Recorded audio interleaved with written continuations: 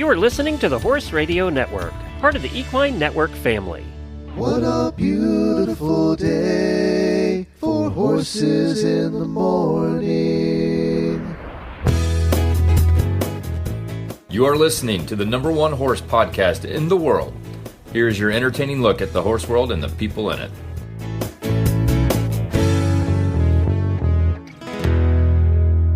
I'm Glenn DeGeek from Ocala, Florida, and you're listening to Horses in the Morning on the Horse Radio Network for Friday, May 29th, episode 3961, brought to you by Spalding Fly Predators. Good morning, Horse World.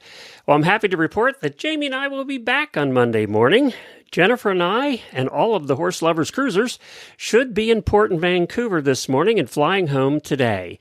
Of course, the saddest day of every cruise is the last night, knowing that you have to get back to the real world in the morning, and that no one will be making your meals for you, morning, lunch, dinner, every day, eat whatever you want. Back to the real world. We hope you've enjoyed all the programming that we put together for you. It was a lot of work getting it all done ahead of time, but we did have fun doing it. At least once during these breaks, I try to do a one-on-one and highlight a podcaster friend of mine from outside the horse world. Today is one of my first podcasting friends. I think I met him 11 years ago. Jen and I had dinner with him and his wife Sarah last week in Jacksonville when we were up there for a show. If you are a trivia lover, then this is the show for you. Jonathan Oakes is the host and founder of the Trivia Warfare and was inducted into the Trivia Hall of Fame. Like Horses in the Morning is to the horse podcast world, Trivia Warfare is to the trivia world. We'll be right back with this uninterrupted interview with Jonathan right after this. Tired of toxic fly sprays that don't work? Bye Bye Insects is the fly spray that delivers botanical ingredients and powerful protection. The science-backed formula smells amazing, works even better, and is safe for both you and your horse. No toxic chemicals, no compromise, just comfort you can count on. In the barn or on the trail. Bye Bye Insects by Spalding Labs. Get yours now at spalding-labs.com. Jonathan, my friend, thanks for joining me. Hey, Glenn, I am glad to be here. This is so much fun. You know, you and I have known each other for what, 10, 11 years now? 11 years, I think. We met in January-ish of 2016, probably. Your show must have been pretty new then. It was, yeah. We started Trivial Warfare in February of 2015. So it was about a year in. And so let's back up a little bit. Were you always a trivia buff? You know, I would have to say yes. And I can remember distinctly being a child. My family would gather at my grandmother's house for Christmas and Easter and all the holidays, right? And my family loved to play games, but the adults wouldn't let the kids play with them. And the game of choice for my entire childhood was Trivial Pursuit. And so I was an 8-year-old, a 9-year-old, a 10-year-old on the outside looking in, and I would literally just sit nearby so I could listen. And if I was quiet, they would let me. I was probably 13 or 14 years old when they finally let me and my brother and some of our cousins join the game. And I immediately was the best player at the table because I remembered everything that I'd ever heard from all of their games from the past. So for me, it was just like answering the questions that I'd heard before. Did they have every Trivial Pursuit model ever made? I think there were like 20 of them, weren't there? Yeah, but this was in the 80s. So okay. Back then there was only just the one. I remember that. We had that too. We had 4 boys in the house, and my parents hated playing games with us, but so we'd play with each other. Yeah, I love that, you know, it's kind of the same in our world. You know, kids grow up and their parents ride and they end up taking up riding or not, right? But that's how they fall in love with it. So you fell in love with it because you weren't allowed to play. If they let you play or force you to play, you probably wouldn't have. I probably wouldn't have. You're right. Yeah. And it became a lifelong thing for me. I remember there was in high school, we had a brain brawl team that I was a part of, and that was essentially just like a quiz bowl competitive trivia against other schools. And I did that the whole time I was in high school. And then after that, you know, I kind of faded away from it in my early college years and then working. But I met a friend in the early 2000s. His name was Chris, my best friend in the world. And Chris and I realized we both liked trivia, and we knew that the restaurants around town sometimes had trivia games, and we decided to meet up one night and do it. And that was our first pub quiz, and we fell in love with it. And I've been playing ever since. Are you an alcoholic because of it? Having spent all the time in bars? I am not, but it's funny you say that, because I'm less than a month away from recording an After Dark episode where every guest has to be very drunk, and you play trivia drunk. Yes, that is a thing that we do. I didn't know that, but that's funny. And so, what makes a good trivia player? You're just well read? Is that, you can't really study this, right? You can definitely study this. Really? So I have a ton of friends who have been able to get casted on Jeopardy and have participated and played. And I have some friends. One of my friends, Kit, actually works for me on the show. She supports us in the back end, and she was a 3-day champion. And these folks, they flashcard. They're obviously reading everything, but there's intentional things that you can do around memorization to help with things that you know were going to come up. So there's that kind of player. There's the kind of player who studies. And then there's somebody like me. I don't study. I'm not doing this to add work to myself. And for me, I just always had a really distinct memory, the ability to memorize things just by hearing them. Because I guess the way that some people's brain works is through connection. And so when I hear something, I like to describe it as like if my brain is shaped like a spider web and I learn something new, it's like plucking a string on a spider web and the whole web shakes with the ramifications of how that new thing that I learned fits with everything else that I know.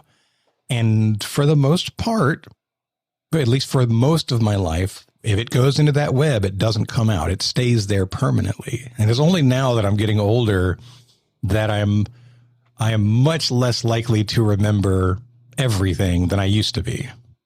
It's in there. It's just harder to pluck it out. I have to, my style, and this actually works really well for my show.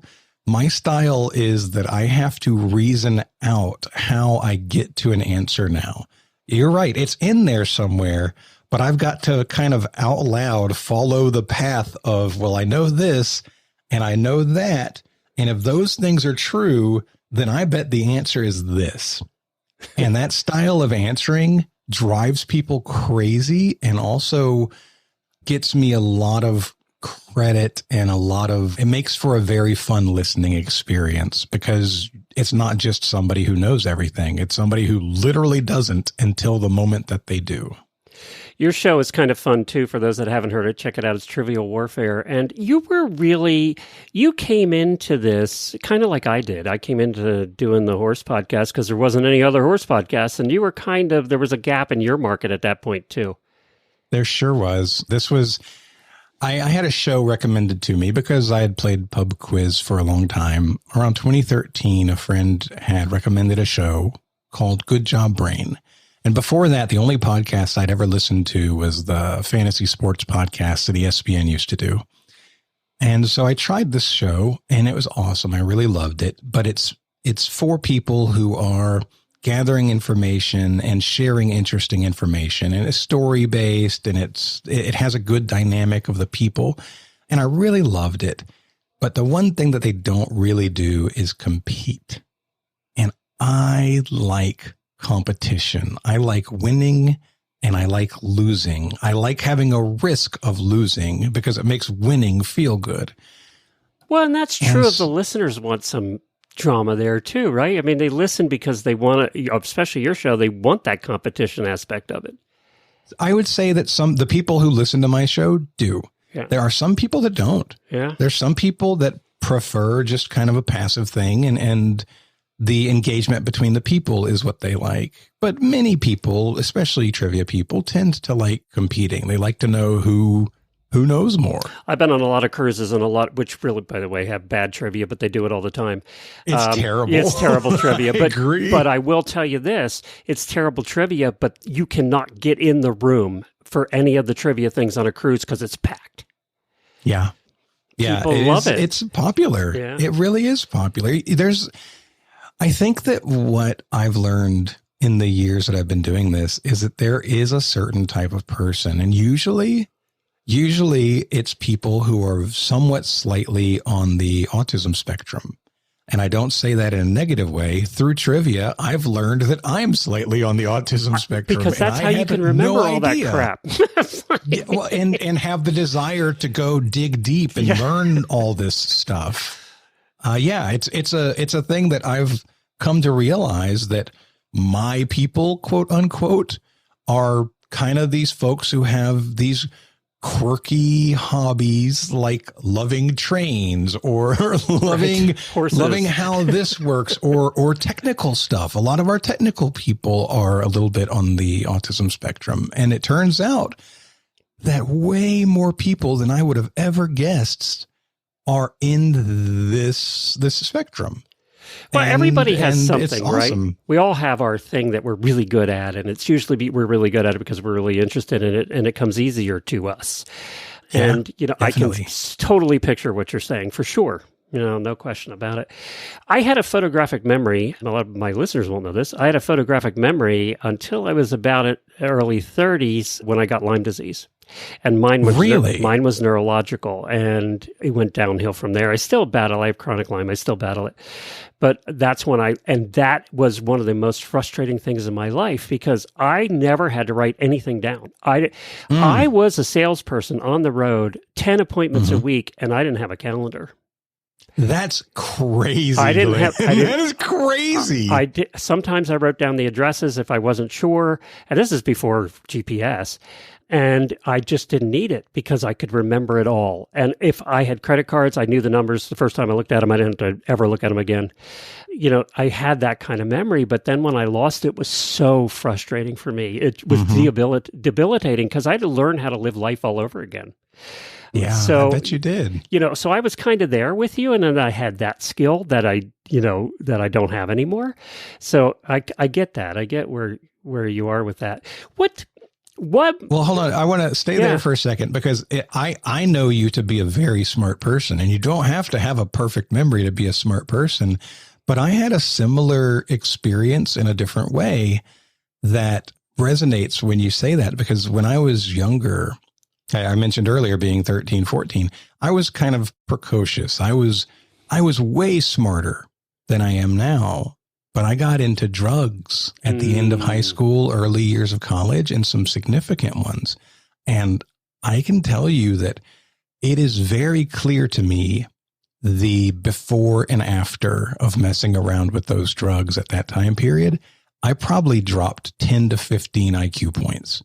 I mean, I went from never forgetting anything and just knowing to I have to double check myself. It doesn't come quickly anymore. I'm slower to remember things. The difference is dramatic. And it's so frustrating. I just want to go back and smack myself for the things that I did. We joke about do drugs, you're going to kill brain cells. It's true, right? I mean, it is true. It's real. Yeah. It's real. Yeah. Yeah. Isn't that it? So, we were both for different reasons in the same boat. And you went on too. I mean, you had an IT career up until recently and the whole thing. So, I mean, that's the same thing. So what made Trivial Warfare? Horses in the Morning became the show in the horse world. What made Trivial Warfare become the show in the trivial world? It comes down to, I think, my personal desire for personal connection and the way that resonates with the type of people who like what we do. And so the show is the show. It's what it would always be. And it would have been solid. It would have been a good show regardless of any kind of personal connection. But I was in a place in my life when I started the show where I had just divorced. I had just gotten a divorce 6 months before. In fact, great time to change your life and start a show. right? The show was one of many things that I was trying out as a newly single adult in my 30s. I was picking up guitar and trying to learn how to play guitar. I was doing antiquing and estate sales. You were trying to get that commercial for the most interesting man in the world right there. I was trying to figure out who I was and what I wanted to do with my time, because I had so much more time than I had ever had before. And so we started the show, and I was pretty lonely. You know, I didn't have a ton of friends. And very early on, like very early, within the first 15 episodes, we'd only been doing it for a few months, and local folks who worked with me and Chris, I mentioned earlier, we started this show together. We founded this together after playing pub quiz together for many years. Within 15 episodes, our friends Ben and Carmela, who were more acquaintances, who worked in the same place that we worked, they were like, hey, we would love to do this. We want to be a part of what's happening here. And they came on, and all of a sudden those became great friendships. And then I remember about a year in, I was convinced to start a Facebook group. And I started this Facebook group, and I was terrified. I was so scared that I would create this group and it would just be me and 4 other people, because we're the only ones who are going to participate. I think you and I had this conversation at a PodFest.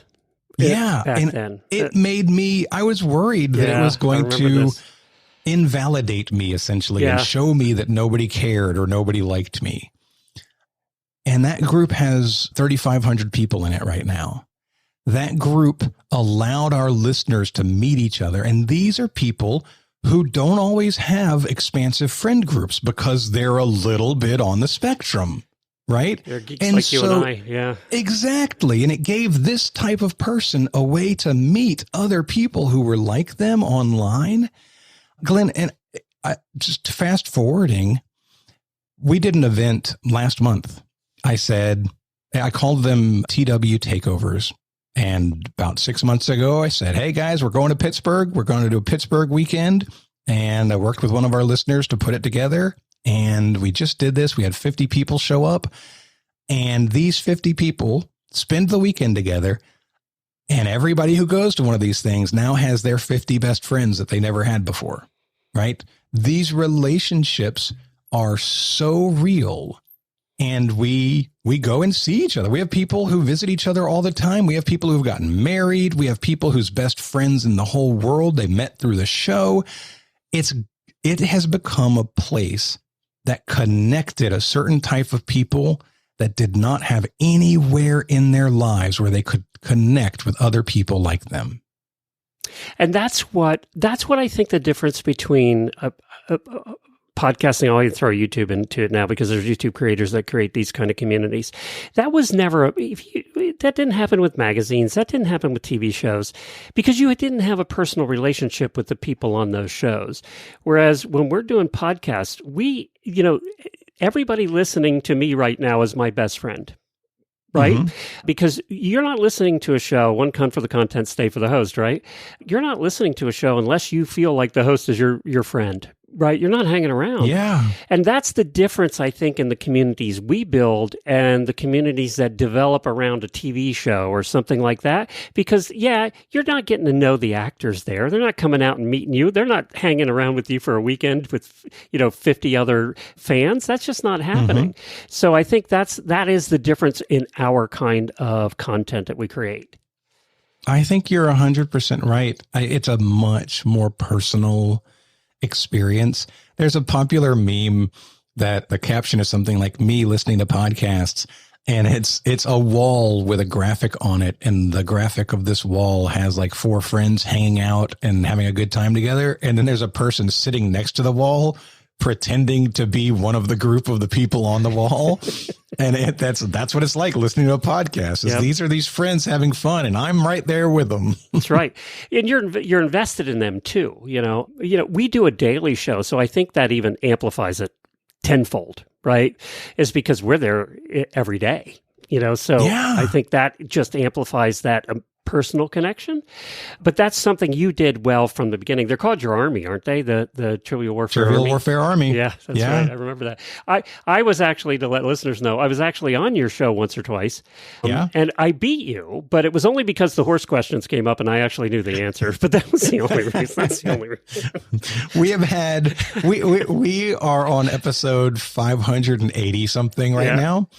And the other than Kentucky Derby winners and horse racing stuff, the horse questions have shown up maybe 4 or 5 of those episodes. We had more horse questions per capita on the show you participated in. We probably had more horse questions on that one show than we've had on every other show. Thank you for that, combined. By the way. It's the only thing I know about, so I appreciate that. So how do you talk about questions? Let's talk about that, because I think this is fascinating too. So you do have regular players, but you also have listeners that play, and you get them involved that way as well. How do you put the questions together? I mean, you've done a million questions at this point. How do you put the questions together so you know, one, they're not too hard, and also they're not too easy? Because too hard, nobody gets any. It's not a fun game to listen to. Too easy, that's not fun to listen to either. So there's that sweet spot in the middle. But how do you figure out where the sweet spot is? Yeah, that's a great question. And I would say that Trivial Warfare plays hardish.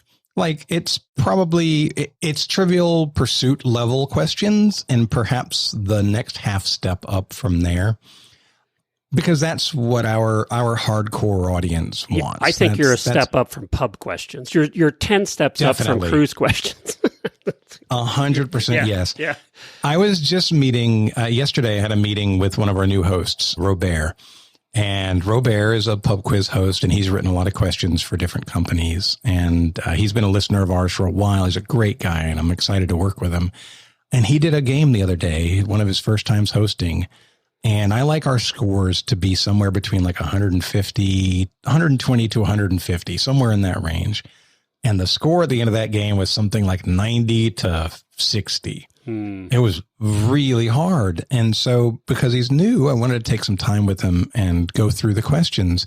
And we talked about things like making sure that there are little things inside of a question that allow multiple ways into the answer, right? So when you write a question, so there's you want to clues make in the sure, question, basically. Right. Yeah. And sometimes the clue might be a pun. Sometimes the clue might be a word, a phrase that is unnecessary in the question, but it gives you a little bit of extra information. Sometimes a clue might be eliminating the two things that most people are going to think of first. So the question might say, other than this and this, what is the blah, blah, blah?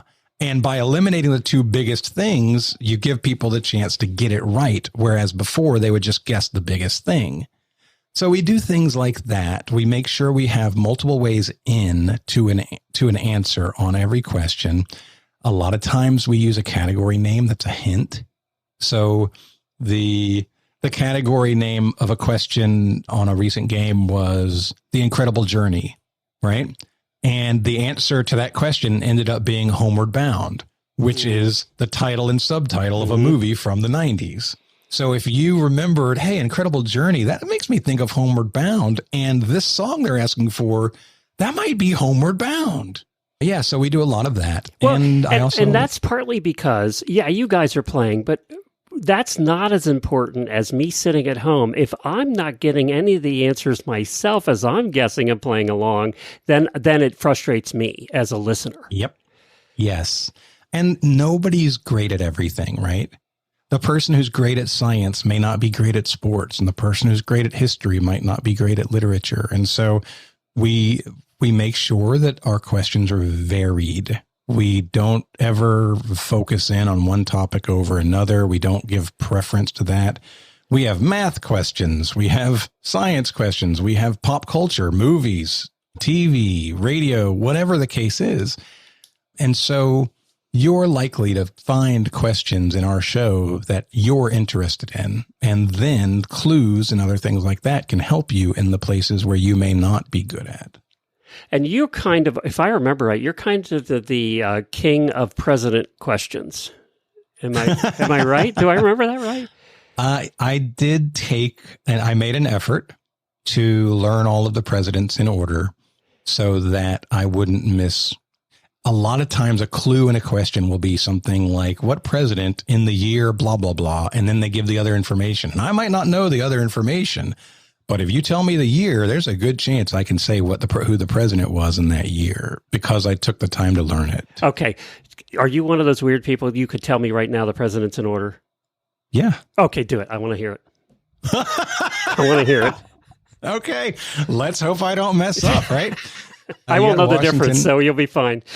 Yeah, you got Washington, Adams, Jefferson, Madison, Monroe, Quincy Adams, Jackson, Van Buren. Then you have Tyler. No, sorry. Then you have William Henry Harrison. Then you have Tyler. Then you have Polk. Then you have Pierce. Then you have Taylor. Then Fillmore. Then Buchanan. Then Lincoln.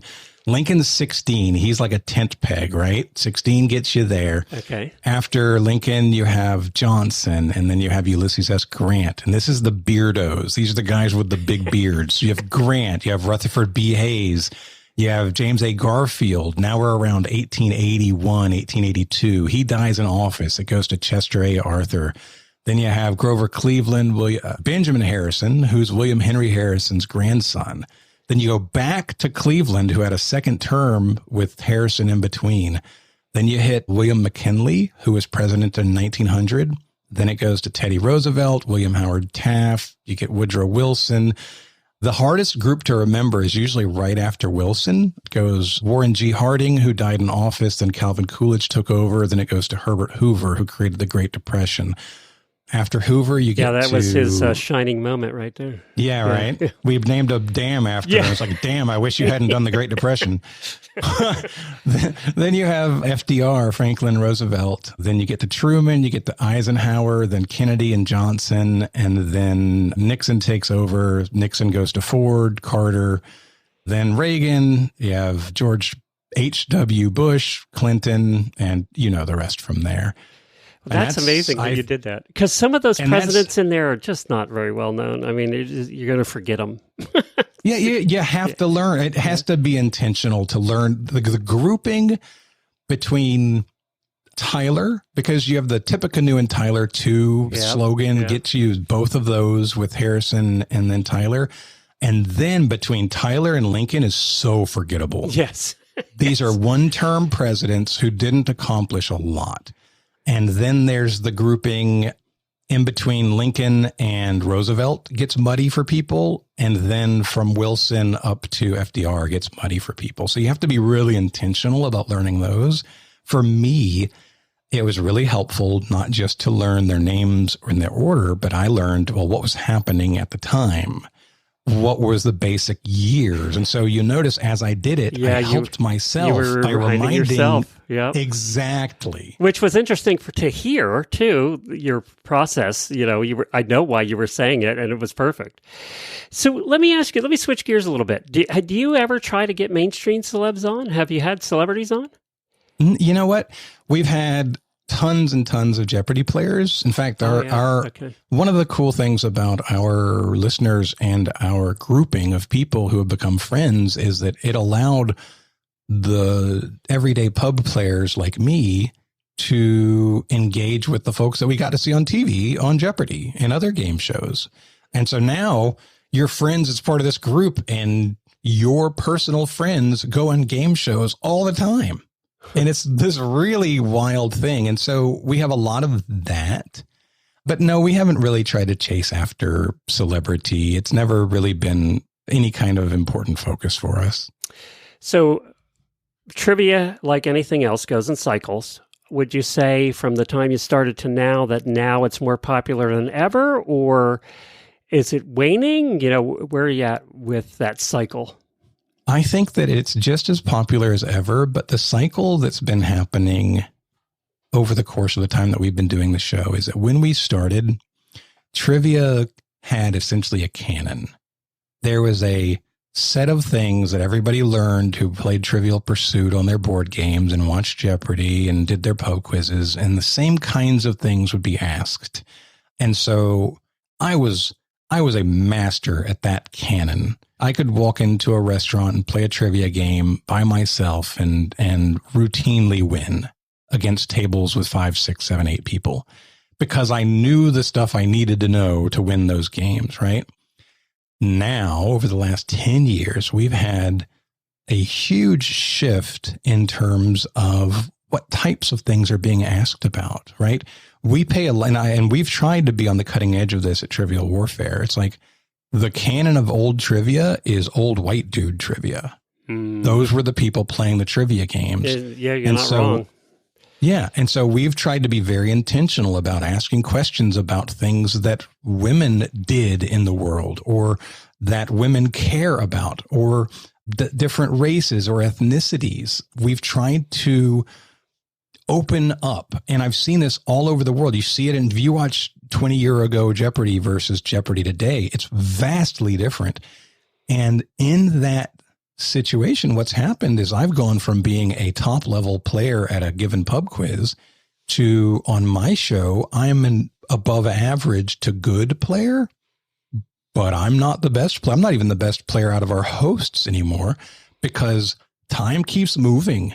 We've had 10 years of things that have happened that I'm not really a current events person. I don't like watching the news. So I really struggle with that stuff. Or there's just new information about things that were always viable trivia, but the people writing the questions didn't care about. And so we've tried to expand that. And that's been the biggest shift in that world, I think, over the last 10 years. Were you the first podcaster to be inducted into the Trivia Hall of Fame? First of all, yes, everybody, there is a Trivia Hall of Fame. And is this Las Vegas? Where? It was in Las Vegas. Yeah. It sure was. And I can't say that I was the first. I was tied with 3 others who were my co-hosts at the time. Okay, so you all got inducted. We got inducted together. It was myself, it was Chris Hollister, it was Carmela Smith, and it was Ben Young. How cool was that after putting your heart into this for a long time? It was so rewarding, Glenn.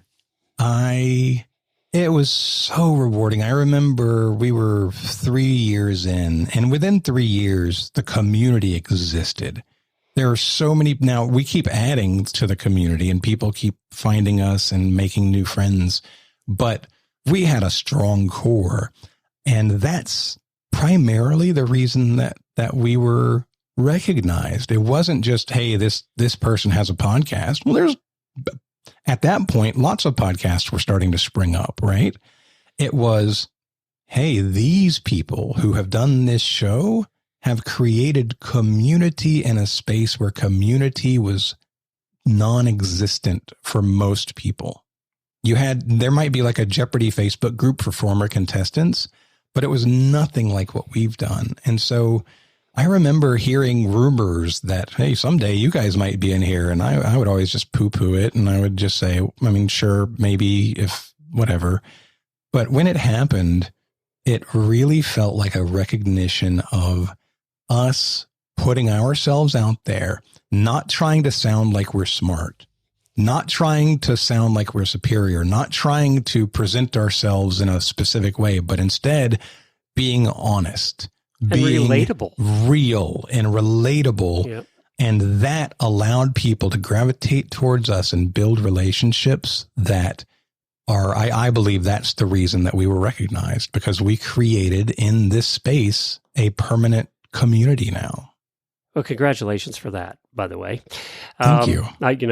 I think, and people have to remember too, that when we both started, we were making this crap up. We didn't know what the hell we were doing. It was right? the early days of podcasting. We didn't know what we were doing. We were just doing what we thought was right. We had no idea if it was or not. I mean, you just did it because you did. But that also allowed us to not have rules. We could do it the way we wanted to do it. There were no unwritten rules even. There were just no rules.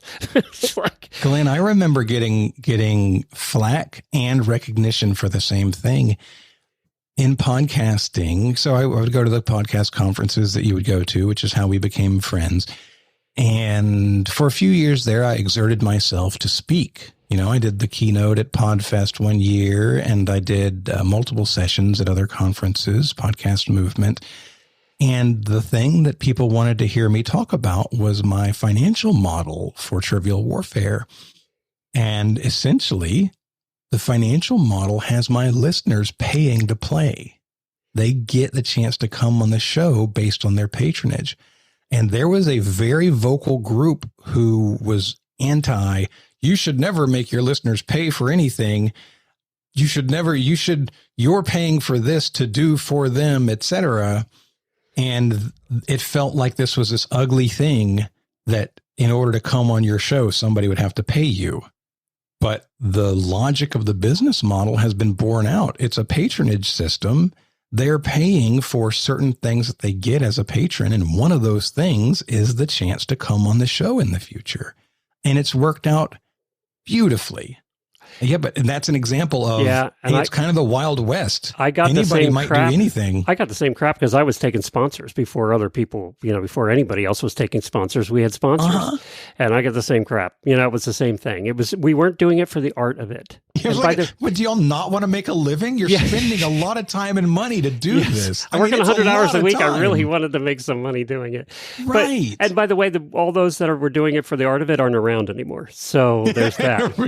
But if I had done it for the art of it, I wouldn't be around anymore because it's too much work. And that I don't want that to come across negative or wrong either. Jamie and I love doing the show in the morning, but we also like paying the bills and feeding our horses. So there's that, there is two sides to everything you do in life. And you always have to weigh, is this worth the time? And time is money, right? It's the old trope, time is money. Well, it's true. And you and I have spoke about this. We spoke about this at dinner last week. The biggest enemy we have is time. That's our biggest enemy. It's not money. It's not anything else. It's not technology. It's not any of that. It's time. That's our biggest enemy. It always has been. Glenn, I've sacrificed every second Saturday, every other Saturday for 11 years has been given to this show. Think about the number of days of things in the Saturdays. These are days that I would do things with people, right? And that's not even the editing. That's not the work of the show. That's just the recordings. We're going to have to end soon, but I actually want to bring that up because I'm going to give you some props. So, and listeners know this, we record the show in the morning, Horses in the Morning. Most of them, we do it that way. And then within a half an hour, I have it edited because we record it as live. The only break we take is to bring the guest on. So if we have one or two guests, we take the break to bring the guests on, say hi to them, get them set up and go. And then I edit that and the show's out within a half an hour of us being done. But you're taking how many hours to edit one of your shows? Well, the recording itself is between 3 hours and 3.5 hours for each episode. And editing that, it's about 10 hours. Good. I'd shoot myself. I would never do it. I wouldn't have my ADD would kick in. I'd be done for. God bless you, man. It's a challenge. Well, when I was working my full-time job at the same time as doing this, I eventually got to a point with our patronage that I could pay for an editor. And so for a few years, it was really nice. I used our friend Joel Sharpton for a few years. Joel. Yeah. Love Joel. He did a great job. And it's only recently now that I'm unemployed from the IT perspective and that I'm digging in full-time with this work that I've taken it back. And boy, is it a load. Every time I want to spend time working on the new stuff that I'm trying to do to make myself money, I'm always challenged by the amount of time I need to spend editing. It's always like, okay, I've got to do that first. And, I spoke at one of the very early podcasts, and I got some crap for this. I did the keynote, if I remember right. And I said, I got a question, and the question was, how much time does it take, especially about the Daily Show, right? How much time does it take? And I said it takes 10 to 12 hours for every hour you're on the air and pre and post production. If you include everything from booking guests to marketing to posting to social media, everything, it's 10 to 12 hours for every hour on your air. And then all these guys came up to me after and said, well, I only take 10 minutes. And I didn't say not to a them. very good show. Exactly. I didn't say that to them, but what I wanted to say, and you won't be here in 6 months. And guess what? you and I are still here because we take 10 to 12 hours for every hour we're on the air, and they're not here anymore. And it's because to put out a good product that people actually want to listen to make our show sound like it's improv for an hour, there's a hell of a lot of work that goes into that. It's the prep that makes us sound that way because we come in prepared for what we're going to do. It goes boom, boom, boom, recorded as live, because we're prepared. And it's the three guys with beer in the basement that don't last long because they don't have that prep and it sounds like it. So, and not just that, but how are they going to find their audience if they're not doing the work to get their thing out into the world in a way beyond just putting it on a podcast? The podcast will live in silence on iTunes or Spotify with nobody listening. It'll be there, but nobody can find it. In a way, you and I were luckier in that we got into our niches when there wasn't a lot of competition, so we were it. That was a positive and negative at the time, too, because also nobody knew how to listen to a damn podcast at that time. We spent a lot of time educating people how to listen to podcasts. And then, we did. Yeah. And then when that finally caught up, we started getting competition. And competition in the early days was good because it taught people how to listen to podcasts, and they never listened to just one. So they would look for other trivia or horse podcasts. Then it got to the point where COVID came along, and then everybody had a podcast, and then it got cluttered. So I would say I'm glad I'm not starting one now because I think it is more cluttered and it would be harder to get found. There is a benefit to being first. I can't say I was the first trivia show because I wasn't, but I was the first competitive trivia show. Yep. And that has benefited me the entire time that I've been doing this. I agree. And you know me, I got the name The Geek because I always wanted to be first at everything I did because I got bored if I wasn't. So it was my ADD that caused that. I just always wanted to be the one figuring it out. And then I would get really bored after I figured it out because then it was easy. And this is the only job I've had for this long, 18 years. I've never had a job for 18 years because I just got bored. But, this one, you know why? I give full credit. This is going out in Horses in the Morning, and Jamie, my co-host. It's because of Jamie. How many co-hosts have been together for 4,000 episodes? We probably are the only ones that have been the same two for that length of time. And it's because of her. That she liked doing it with me. I like doing it with her. We like hanging out together. It's our therapy. And we really look forward to doing the show together. Otherwise, you couldn't do this for that long. Nope. I could, if it was not for Chris, Ben, and Carmela for the first 300 episodes, it was just us. And they would come over. It's before COVID. We would record everything in person. They'd be in my house recording in my apartment. In the old days, I used to have to set up and tear down the studio every time we recorded. It was a real pain. And now we got to expand our cast. I have Nikki and Nick, and I have Aaron, and I can't even name them all now. But these are Zakia and Robert. These are my closest relationships now, are with my hosts because they were exceptional people who were also people I wanted to spend time with. When people ask me, how do you hire all the hosts? And I think we've had 60 or 70 over the years. I said, first thing we do is determine, would you want to have dinner with them and enjoy it? Would you enjoy dinner with them? Mm-hmm. And if the answer was, then don't hire them. They shouldn't be working with you because you have to really like these people. You really do. They have to be interesting all on their own. Yes. They have to be interesting when you're not around. And the second thing I always said, funny you bring that up, is they have to be better than you. Hire people that are better than you. Jamie's better than me. She's better than me. She's a better storyteller than I am. I might be a better interviewer than she is, but overall, she's the entertaining one. And it's weird. It was weird for me coming into that with Jamie. You'll appreciate this because I always tend to be the funny, entertaining one. And when I came in with Jamie, I was the straight man. She's the entertaining one. So, that was a tough transition too, actually. We have a good guy, bad guy dynamic that we've done on the show just because it makes things more interesting. And for hundreds of episodes, I was the bad guy. I wasn't mean, but I would be a little cocky. I'd make little snide comments, and that would make people root for my co-hosts. And I was okay with that. And then I brought on one of my best friends now, Nick. And Nick just naturally fits that bad guy role so well. that it's shifted. Now I am the good guy and Nick is the bad guy. And our audience takes such joy in hating Nick. And Nick is a great guy. He is one of my best friends for a very good reason. He's a great guy. But our audience takes the greatest joy at hating Nick that it's become its own meme. It's amazing. Well, every how good TV show has happened. that guy, right? Has that guy you love to hate because you need it. Yeah. It adds and a now dynamic you're that you finally can't have. loved after all these years, Jonathan. I know. I get to be the good guy. Where can people find your stuff? You know what? TrivialWarfare.com or OaksMediaGroup.com. Either way gets you there. And I encourage, if you have any interest in trivia or any interest in trivia people, come listen to a show. We're on every podcast app. We are Trivial Warfare, and it's a lot of fun. Well, I hope you've enjoyed that chat and getting to know somebody outside the horse world. If you're a trivia fan, I am sure you will enjoy his show. Jamie and I will be back with you on Monday. Have a great weekend, everybody, and be safe.